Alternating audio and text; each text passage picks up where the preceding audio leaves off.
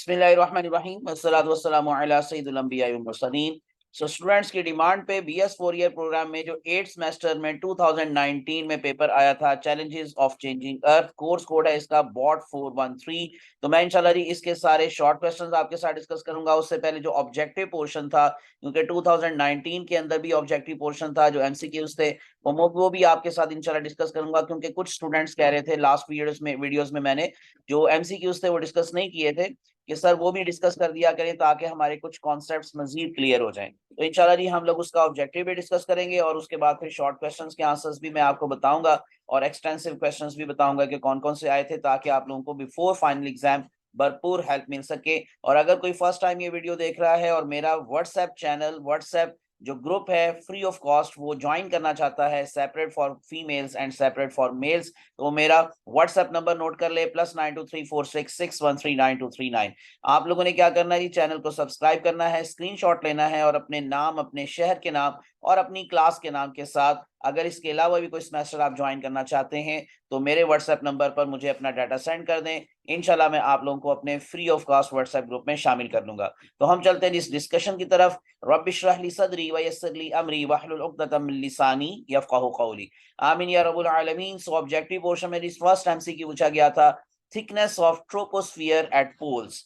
तो हम इनमें से उसकी थिकनेस कितनी मेंशन करेंगे, 5 किलोमीटर, 7 किलोमीटर, 8 किलोमीटर या 10 किलोमीटर। अब अगर आप देखें तो ट्रोपोस्फियर किसको कहते हैं, that is the lower most layer of the atmosphere. तो शॉर्ट क्वेश्चन में भी ये बात आपको पूछी जा सकती है, तो आप इसी तरह से याद रख लें कि ये एटमॉस्फेयर की लोअर मोस्ट लेयर है और इसकी जो एवरेज हाइट होती है वो 13 किलोमीटर एंड एक्सटेंड रफली to a height of 8 kilometre near the poles and about 18 kilometre at the equator. तो इसका मतलब फिर इसका आंसर क्या हुआ, चार्ली ऑप्शन 8 किलोमीटर। जो सेकंड MCQ पूछा गया था वो था, temperature increase due to the global warming would be more than other regions of the world at. तो पोलर रीजन पर, ट्रॉपिकल रीजन पर, टेम्परेट रीजन पर या डेजर्ट्स पर। अब इससे रिलेटेड भी कुछ इंफॉर्मेशन आपके माइंड में होनी चाहिए कि Arctic and parts of Antarctica they are warming much more quickly than the global average, a trend that is expected to continue। तो इसी वजह से जो टेम्परेचर इंक्रीज होता है ग्लोबल वार्मिंग की वजह से would be more than other regions of the world at alpha option polar region पर ये ज्यादा होता है। नेक्स्ट चलते हैं question number 3, contribution of carbon dioxide to global warming is. Option है हमारे पास 80%, 70%, 60% या 50%। तो आंसर है अल्फा, 80% कंट्रीब्यूट करती है carbon dioxide in global warming and that is the major cause of global warming. Question number 4, ozone hole is located on. तो क्या ये आर्कटिक एरिया में है, इक्वेटर में है, एंटार्क्टिका में है, ये अल्पाइन रीजन में है? Answer is the Charlie option, Antarctica के अंदर कि ओजोन होल क्रिएट हो चुका है। Next question number 5, cryosphere which is the frozen area of the world, so is the part of climate system that. जो इसके अंदर ही हमारे पास इंक्लूड करेंगे हम लोग किस किस को, तो इस हमारे पास ऑप्शंस हैं, स्नो को, ऑल फॉर्म्स ऑफ आइस को, परमाफ्रॉस्ट को, या फिर सारी चीजें इसमें शामिल हैं।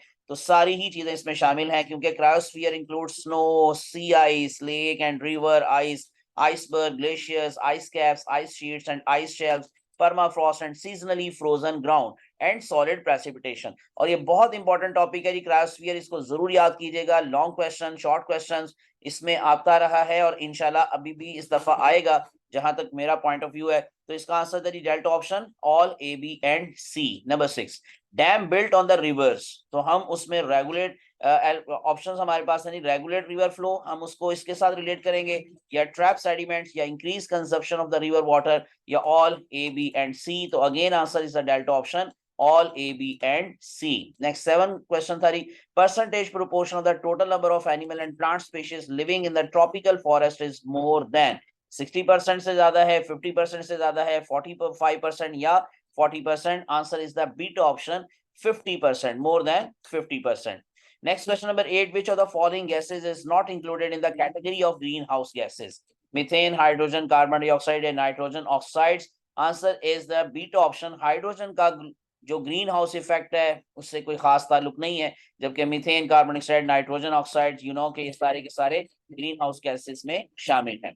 Next question number 9, which of the following air pollution control device is suitable for removing the finest dust particles from air. तो उस इंस्ट्रूमेंट का नाम आपसे पूछा गया है, क्या वो साइक्लोन सेपरेटर है, इलेक्ट्रोस्टैटिक प्रेसिपिटेटर है, फैब्रिक फिल्टर है या वेट स्क्रबर है? तो आंसर इज, ये देखें हमारे पास ये डायग्राम में भी आपको नजर आ रहा है कंट्रोलिंग एयर पोल्यूशन कैसे किया जाता है। तो इलेक्ट्रोस्टैटिक प्रेसिपिटेटर जो है वो इसमें यूज होता है, और ये सारा मैकेनिज्म आप लोगों को इस डायग्राम में दिखाया हुआ है कि किस तरह से डस्ट पार्टिकल्स को रिमूव किया जाता है। तो answer is the beta option, electrostatic precipitator. Last MCQ जो पूछा गया था 2019 के अंदर वो था, in 21st century sea level is not likely to exceed 90 centimetre, 80 centimetre, 70 centimetre और 60 centimetre. Answer is the delta option 60 centimetre.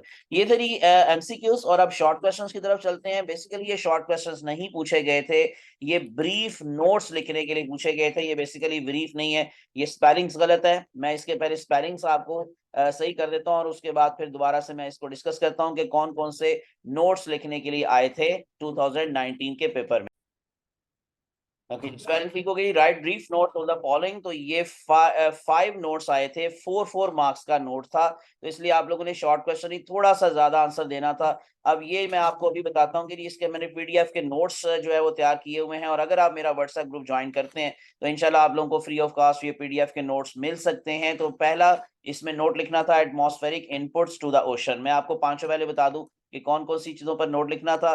So second one था the major functions and climate change threats to the phytoplankton. तीसरा जो इसमें note लिखने के लिए आया था वो था effects of dams on deltas and estuaries. और उसके बाद फिर नंबर 4 पर था causes and effects of acid rains in North East Asia.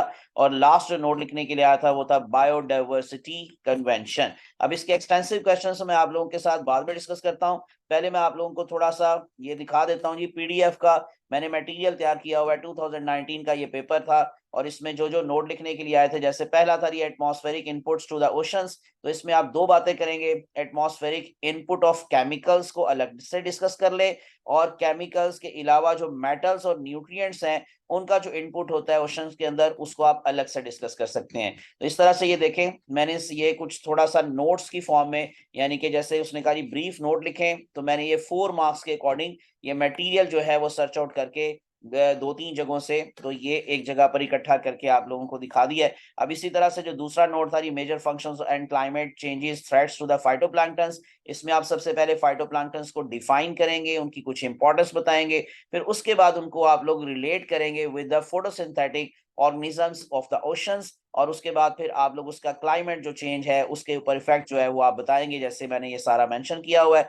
तीसरा क्वेश्चन था या तीसरा नोट था effects of dams on deltas and esterase. तो इसमें आप डैम्स की भी सबसे पहले डेफिनेशन करें, थोड़ा सा इंट्रोडक्शन दें, और उसके बाद फिर उसका इफेक्ट बताएं, और स्पेशली उसके जो डिसएडवांटेजेस हैं आप उनको भी इसमें डिस्कस कर सकते हैं। ये सारा मैंने तैयार किया हुआ मटेरियल। और इसी तरह से causes and effects of acid rains in North East Asia. अब एसिड रेन एक बहुत वास्ट टॉपिक है, बहुत ब्रॉड टॉपिक है, लेकिन आप लोगों को सिर्फ नॉर्थ ईस्ट एशिया को माइंड में रखते हुए इसकी काज और इफेक्ट बताना था। तो इस वजह से आप लोग सिर्फ और सिर्फ उन एरियाज को या उन कंट्रीज को इसमें डिस्कस करेंगे जिनका नॉर्थ ईस्ट एशिया से ताल्लुक है स्पेशली। सो इसमें जैसे जापान है, चाइना है, कोरिया है, तो ये देखें सारी चीजें मैंने उसके अंदर मेंशन की हुई हैं। और उसी तरह से फिर नंबर 5 था बायोडाइवर्सिटी कन्वेंशन। तो ये भी आप लोगों ने डिफाइन करना है, इसमें जो यूनाइटेड नेशंस हैं उनका आपने रोल प्ले करना है या उनका मतलब रोल बताना है। इसी तरह से कहां कहां पर ये ट्रीटीज साइन हुई, कुछ एक दो चीजें आप लोग इसके साथ रिलेट करते हुए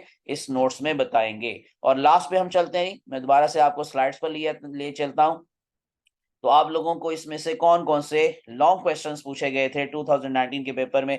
तो पहला क्वेश्चन था व्हाट इज क्रायोस्फीयर। देखिए मैं आपको जैसे पीछे बता रहा था बार बार यही बात कि क्रायोस्फीयर का टॉपिक आप लोग इग्नोर ना कीजिएगा, इसके ऊपर काफी चांसेस होते हैं क्वेश्चन आने के, चाहे लॉन्ग में चाहे शॉर्ट में।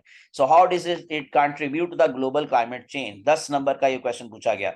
दूसरा क्वेश्चन था critically discuss the pressure of anthropogenic activities on the coastal zones of the South East Asia and subsequent impacts on the coral and mangrove ecosystem. तो काफी गुमाशुमा के बाद उसने जरा मुश्किल करके पूछी है, लेकिन आप लोग इसमें anthropogenic activities mean human activities बताएंगे जो कोस्टल जोन्स के अंदर ईस्ट एशिया में स्पेशली अफेक्ट कर रही हैं, कोरल इकोसिस्टम के ऊपर क्या इफेक्ट है, ह्यूमन एक्टिविटीज के मैंग्रोव इकोसिस्टम पर क्या इफेक्ट्स हैं।